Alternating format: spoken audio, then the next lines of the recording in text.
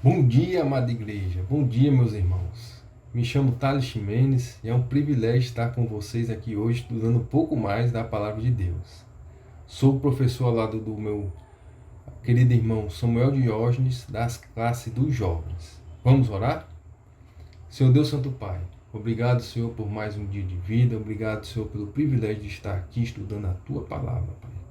Obrigado, Senhor, pela tecnologia, pelos instrumentos que o Senhor utiliza para que Sua palavra possa ser pregada, Senhor, possa ser ministrada, possa ser estudada em vários lugares do mundo, Pai. Abençoa, Senhor, a vida de cada um que está assistindo agora. Me usa como instrumento Teu, para que juntos possamos aplicar essa palavra em nossas vidas, para impactar e abençoar a vida também de muitas pessoas. Eu te agradeço, Senhor, e te peço, em nome de Jesus. Amém. Amados irmãos, eu fui professor dos adolescentes cerca de 7 anos. Depois fui convidado pela irmã Heloísa para assumir a classe dos jovens ao lado do meu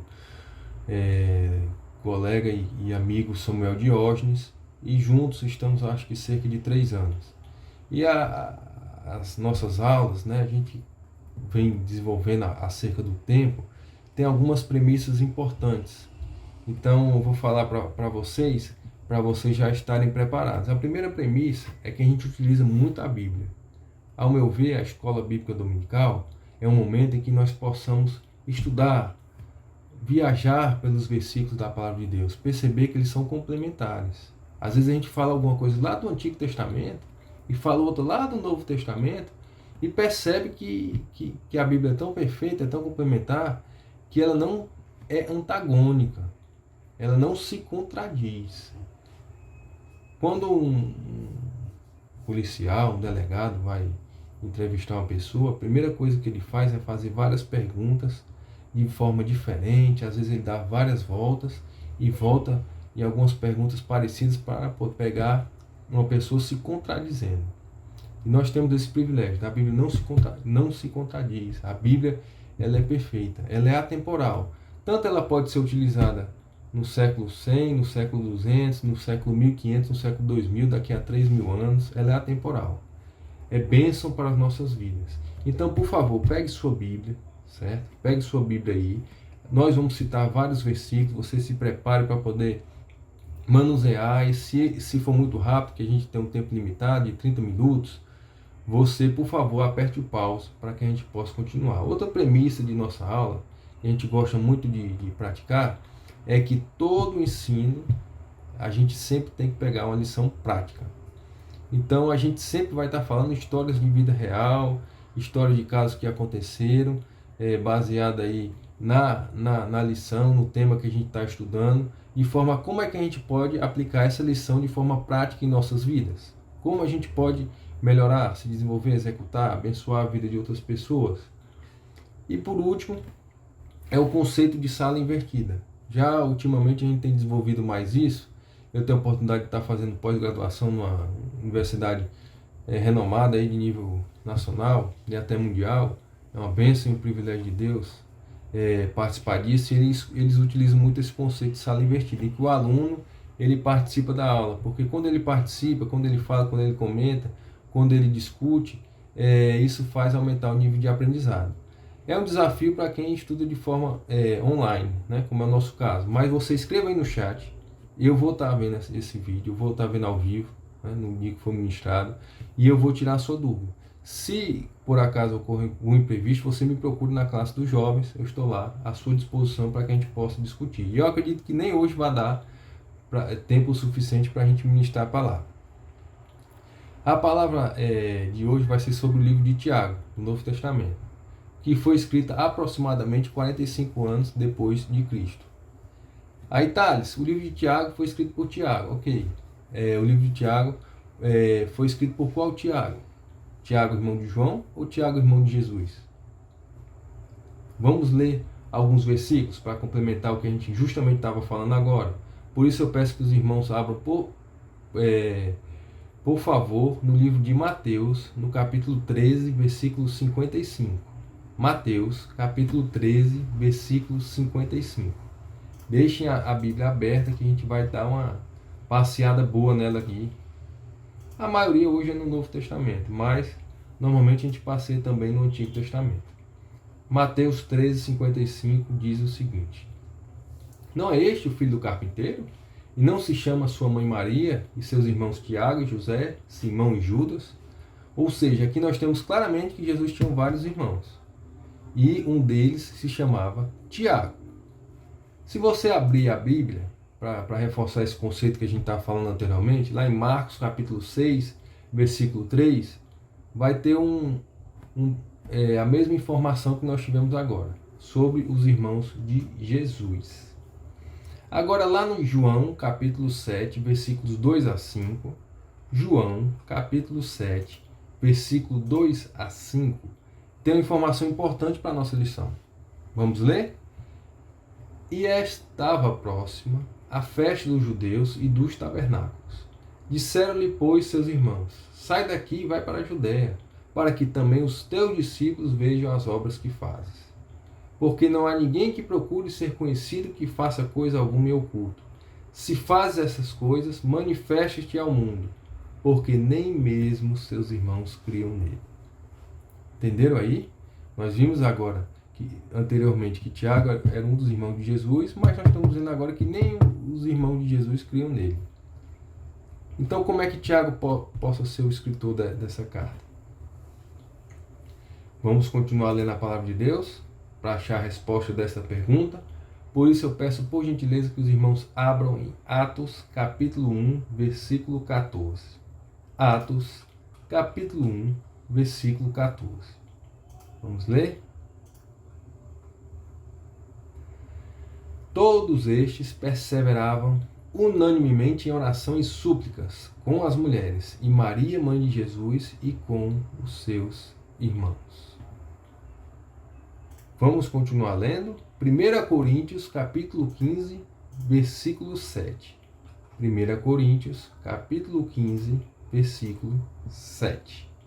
Depois, vou ler um pouquinho antes. Depois foi o 6. Depois foi visto uma vez por mais de 500 irmãos, dos quais vivem ainda a maior parte. Mas alguns já dormem também. Depois foi visto por Tiago, depois por todos os apóstolos. Nós estamos comentando aqui sobre a ressurreição de Jesus e a aparição de Jesus. Vai ficar claro para a gente agora a conversão de Tiago após a ressurreição de Jesus no livro de Gálatas. Gálatas capítulo 1, versículo 19. Vamos abrir a nossa Bíblia. Gálatas capítulo 1, versículo 19. A gente está indo um pouco rápido pela nossa limitação de tempo. Mas se o irmão quiser pode dar um pause para poder ler com calma, certo? Porque eu, pela lei, estou morto para a lei, para viver para Deus. Desculpe, irmão, estou lendo o capítulo 2. É Gálatas capítulo 1, versículo 19. Gálatas 1, 19. E não vi nenhum outro dos apóstolos, senão Tiago, irmão do Senhor.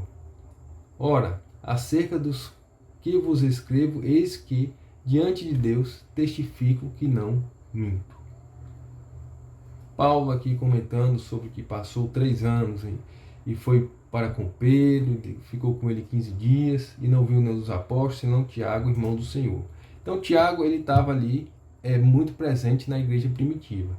Logo mais, nós vamos ver mais para frente sobre o concílio de Jerusalém, da qual ele teve função importante, participou ali daquela liderança. Então, esses versículos do estudo histórico, eles nos permitem não afirmar, mas nos permitem sugerir que Tiago foi o autor dessa carta. Aí a pergunta que a gente fez anteriormente. Thales, e Tiago, irmão de João, o apóstolo, o discípulo?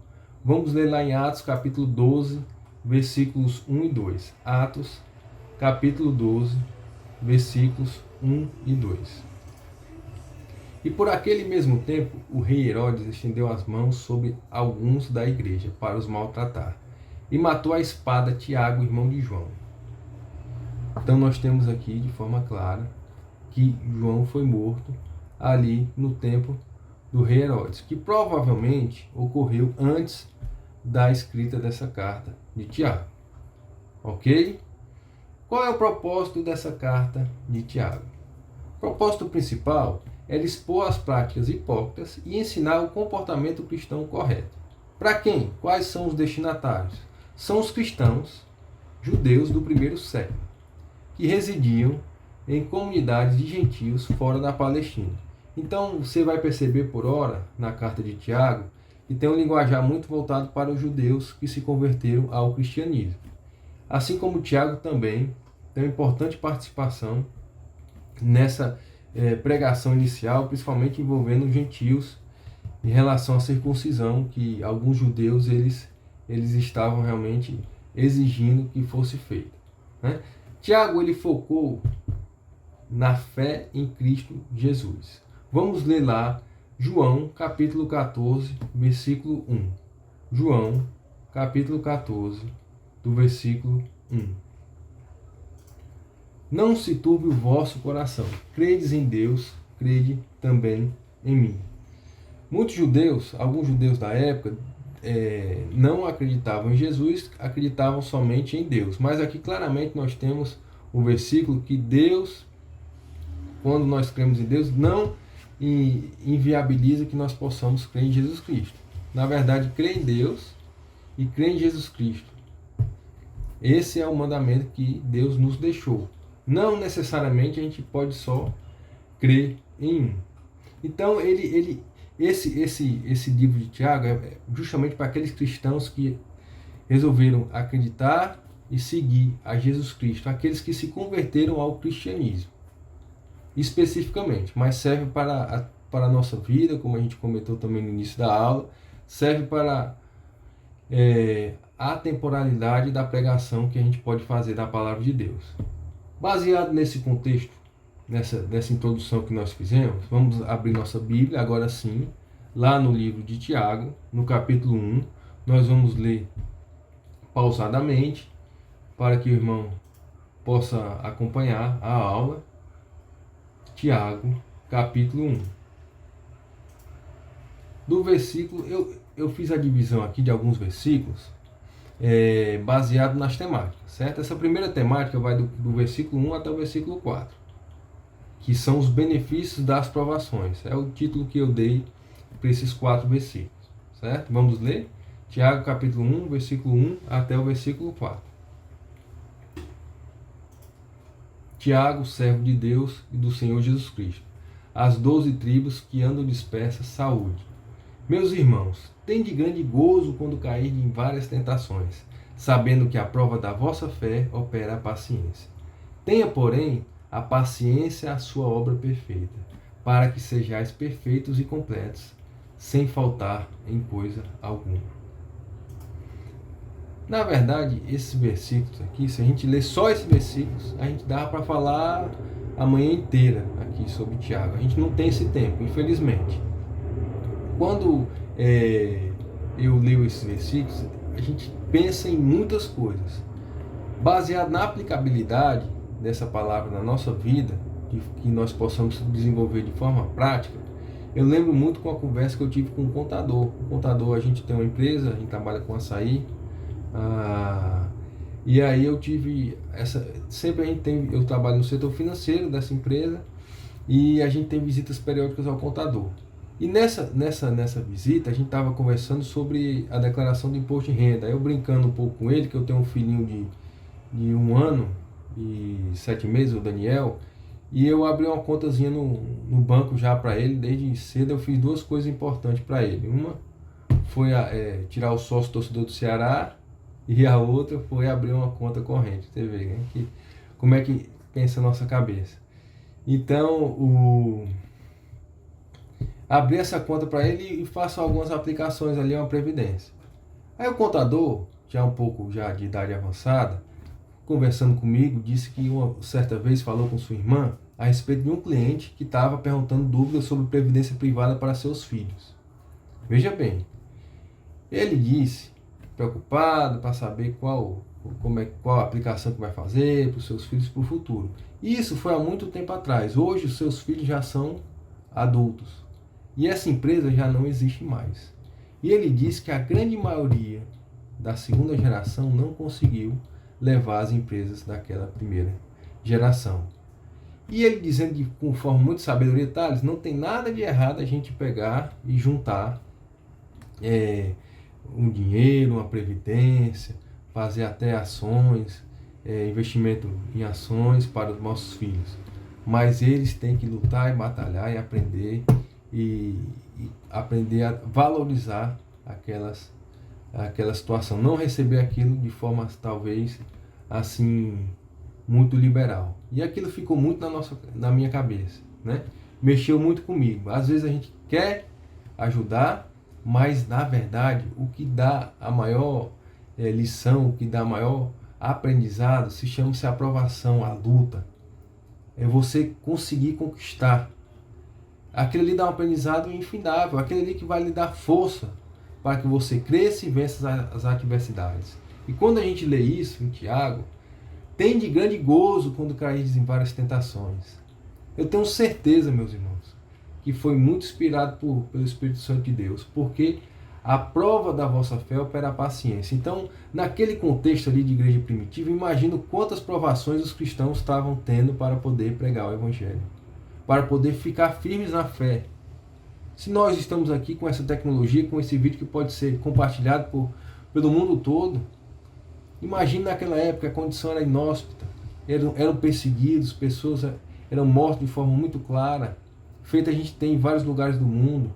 Agora que nós estamos convivendo com esse período de guerra, uma tristeza enorme, morte de inocentes, então as pessoas são oprimidas, são limitadas àquilo com que quer falar, mas aquilo ali produz o quê? A paciência. Tiago diz, tem de gozo quando caíres em várias tentações, porque as tentações, meus irmãos, quando vencidas, quando provadas, elas produzem a paciência, a prova. Jesus, logo no início do seu ministério, ele foi o quê? Tentado. O pastor Marcos, de forma muito sábia, fez uma série de mensagens sobre tentações. Então ele falou minuciosamente sobre a tentação de Jesus. É justamente isso que nós lemos aqui no versículo 1 até o versículo 4. Vamos continuar a leitura nossa. Do versículo 5 ao 7, eu intitulei Como Obter Sabedoria. Vamos ler? Do versículo 5 ao 7. E se algum de vós falta sabedoria, peça a Deus, que a todos dá liberalmente, e não lance em rosto, e ser-lhe-á dada. Peça-a, porém, com fé, em nada duvidando, porque o que duvida é semelhante à onda no mar, que é levada pelo vento e lançada para outra parte. Não pense tal homem que receberá do Senhor alguma coisa. O homem de coração dobre é inconstante em todos os seus caminhos. Até o versículo 7. Passei um pouquinho. Sabedoria. Nós lembramos logo de quem? De Salomão. Né? Salomão pediu sabedoria a Deus. E Deus deu tanta sabedoria a ele que Salomão abençoou a vida de muitas pessoas e abençoa até hoje. Pessoas que não creem em Deus, não creem em Jesus Cristo, que leem os provérbios e se inspiram na sua sabedoria. Outro dia eu estava lendo um livro sobre uma notícia de mercado financeiro sobre os homens mais ricos do mundo. E quem é que estava lá? Salomão. Acredite nessa notícia lá. Então Salomão, ele foi o homem mais sábio, muito sábio aí da sua época. E ele pediu isso a Deus. Então Deus nos dá sabedoria. Aqui está de forma clara. Se alguém de vós falta sabedoria, peça a Deus. Mas não é para você tirar 10 em matemática, 10 passar no concurso público de juiz. Não é isso que Deus está dizendo. A sabedoria é diferente. É a sabedoria orientada pelo Espírito Santo de Deus. Jesus, quando morreu, ressuscitou, ele nos deixou o Consolador, o Espírito Santo de Deus. Quando você é orientado pelo Espírito Santo de Deus, você tem sabedoria. Sabedoria é aquele que procura se aproximar de Deus, da leitura da sua palavra, coração, com prática do dia a dia. Deus nos dá, através do seu divino Espírito Santo. Continuando, nós vamos ler do versículo 6 até o versículo 7. As circunstâncias terrenas são transitórias. As circunstâncias terrenas são transitórias. Na verdade, versículo 9 até o 11. Ok? Mas glorie-se o irmão abatido na sua exaltação, e o rico em seu abatimento, porque ele passará como a flor da erva. Porque o sol com ardor, porque sai o sol com ardor e a erva seca, e sua flor cai, e a famosa aparência no seu aspecto perece. Assim se murchará também o rico em seus caminhos. Não quer dizer aqui que a pessoa rica vai murchar, mas quer dizer que aquele que confia em suas riquezas, aquele que gera riqueza oprimindo outras pessoas, aquele que de forma ilícita consegue angariar riquezas, esse sim vai passar com o tempo. Nós temos lá, vamos abrir nossa Bíblia em 1 Timóteo, capítulo 6, versículo 7. 1 Timóteo, capítulo 6, versículo 7. Deixa eu ver só se é esse mesmo. 1 Timóteo 6, 7, Salmos 49, 17.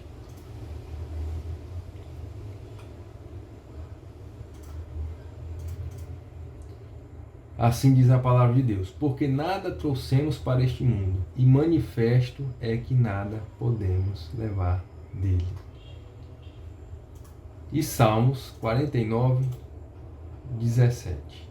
Salmos 49, 17. Você vê, já estamos no Antigo Testamento. Primeiro versículo do Antigo Testamento que nós lemos, né? Porque quando morrer, nada levará consigo, nem a sua glória o acompanhará. Olha como é que é maravilhoso a palavra de Deus. Então o rico, em muitas situações, acha que tem aquele dinheiro e pode viver sem mais gerar esforço. A palavra de Deus é tão linda e tão maravilhosa porque, às vezes, vários casos de pessoas idosas deixam de trabalhar, falecem. Aí morre um companheiro, falece. Ou seja, a pessoa achar que vai ganhar dinheiro para deixar de trabalhar, viver e gozar, mal sabe ela, porque isso não é assim, uma opinião pessoal, não é talvez o mais correto a ser feito. Nós não podemos confiar nas nossas riquezas e achar que já conquistamos a independência financeira, vamos deixar de lutar pelos nossos ideais. O dinheiro é o valor menos importante que devemos valorizar. A gente vai levar, não vai levar nada disso. Então Tiago aqui talvez vivia numa circunstância em que os ricos prezavam muito pelo dinheiro e oprimiam os pobres. E ele está dizendo aqui que tudo isso é transitório. Não tem necessidade de você focar muito nisso. Continuando os versículos, nós estamos lendo, vamos ler lá o versículo 12. Bem-aventurado o homem que sofre a tentação, porque quando for provado, receberá a coroa da vida, a qual o Senhor tem prometido aos que amam. Ninguém sendo tentado diga de Deus sou tentado, porque Deus não pode ser tentado pelo mal, e a ninguém tenta. Mas cada um é tentado quando atraído e engodado pela sua própria concupiscência. Depois, havendo a concupiscência concebido, dá à luz o pecado, e o pecado, sendo consumado, gera a morte. Não errei, meus amados irmãos. Que fala novamente sobre tentação, né? Sobre tentação, sobre como podemos vencer a tentação, sobre a origem do pecado. Hoje, quantas tentações nós somos expostos diariamente, né? Você abre o celular, ali o Instagram, você vai ver qualquer coisa, com certeza há uma tentação. Eu estava fazendo estudo bíblico, entrei no site, apareceu uma propaganda de roupa feminina. Então, você estudando a Bíblia dentro da internet, você é tentado. Nós devemos nos aproximar de Deus e seguir o bem de Cristo.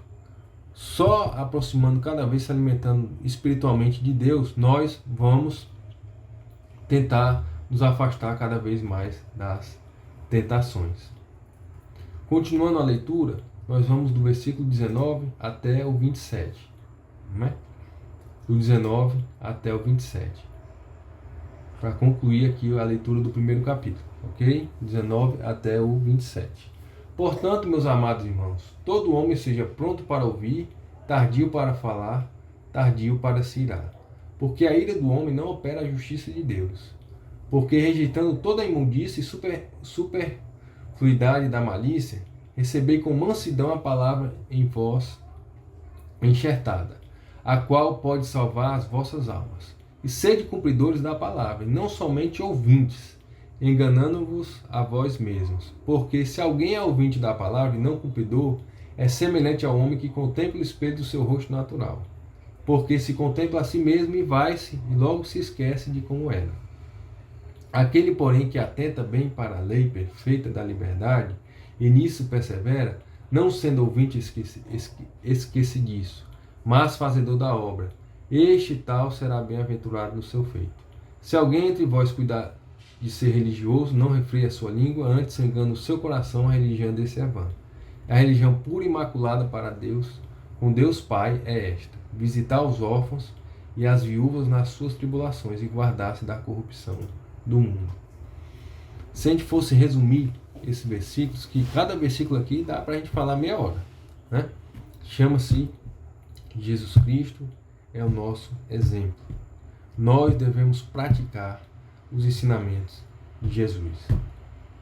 Eu peguei aqui diversos versículos da Bíblia, que não vai dar tempo mais de falar, nós já estamos assim, caminhando para o final da aula, mas com certeza, se a irmã Heloísa assim consentir, os irmãos também pedirem, a gente vai continuar estudando cada capítulo aqui do livro de Tiago. Hebreus capítulo 4, versículo 15. Hebreus capítulo 4, versículo 15.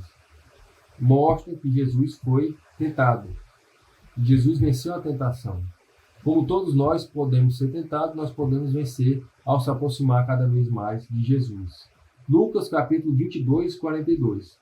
Jesus teve vontade própria, mas a negou. Jesus diz: se possível, passe de mim esse cálice, mas não seja feita a minha vontade, mas a tua vontade. Lucas capítulo 2, versículo 52. Lucas capítulo 2, 52. Fala sobre o crescimento de Jesus. Jesus, ele foi criança, foi adolescente, foi jovem, e ele crescia. A Bíblia diz que ele crescia, não só em estatura, mas em graça e crescimento de aprendizado. Jesus, com certeza, gostava muito de estudar, muito de ler. Jesus talvez seja um grande exemplo de humildade. Lá em Filipenses, capítulo 2, versículos 5 a 8, Filipenses, capítulo 2, versículos 5 a 8, trata muito bem a questão de Jesus com sua humildade. Nota-se que esses versículos, alguns deles não estão nos 4 evangelhos. Por quê? Porque eu procurei ter algumas visões do exemplo que Jesus deixou também na percepção de outras pessoas. Então não adianta, meu irmão, a gente chegar aqui e falar bem bonito, você tem uma oratória muito boa, se você não executa aquilo na prática. Então, graças a Deus, nós temos o privilégio de ter um pastor, 4 pastores, na verdade, a liderança da Primeira Igreja Batista em Fortaleza, em que a gente percebe na vida deles o exemplo daqueles que eles pregam. A palavra convence, mas o exemplo arrasta. Isso é um ditado aí, uma frase comumente conhecida entre nós, em que exemplifica muito bem isso. Nós devemos seguir o exemplo, não devemos somente falar. Aquele se alguém entre vós cuida ser religioso e não refreia a sua língua, antes engana o seu coração. A religião desse é vã. Porque se alguém é ouvinte da palavra e não cumpridor, é semelhante ao homem que contempla ao espelho o seu rosto natural. Então não adianta a gente ler a palavra de Deus e executar de forma diferente. O culto não é só o momento ali do domingo em que a gente se reúne para louvar e adorar a Deus, estudar a palavra de Deus, estudar a Bíblia. O culto é todo dia. Nós devemos praticar aquilo que nós aprendemos todos os dias para que nós possamos cumprir o que Deus nos orienta em relação à palavra de Deus. Então, meu irmão, de forma muito rápida, adotando aí o tempo que nos foi dado, nós estudamos o livro de Tiago. Sabemos que ele foi escrito por volta de 45 anos depois de Cristo, por Tiago, provavelmente irmão de Jesus. Ele se converteu após a ressurreição de Cristo. E esse livro foi destinado aos judeus e aos cristãos ali, novos convertidos, que residiam fora da Palestina. E se você, a gente leu só o capítulo 1, mas se você ler o 2, o 3, o 4, o 5, às vezes um versículo, a gente fala meia hora, 1 hora, dias. Traz ensinamentos muito importantes e valiosos às nossas vidas. Então, eu espero que você continue lendo o livro de Tiago. Se assim for necessário, e eu for convidado para a irmã Luiz, nós vamos estudar o capítulo 2 até o capítulo 5. Acredito que mais uma aula a gente consiga estudar dessa forma, trazendo exemplos práticos. E eu tenho certeza que cada leitura desses versículos do livro de Tiago, que é um livro muito prático, é um livro extremamente prático, e você vê, foi escrito em 45 anos de Cristo, nós estamos em 2022 depois de Cristo. Tanto tempo se passou, mas os ensinamentos continuam reais e atualizados, sem nem precisar baixar uma versão nova do aplicativo. Eles continuam atuais. Agradeço a oportunidade, vamos até a próxima.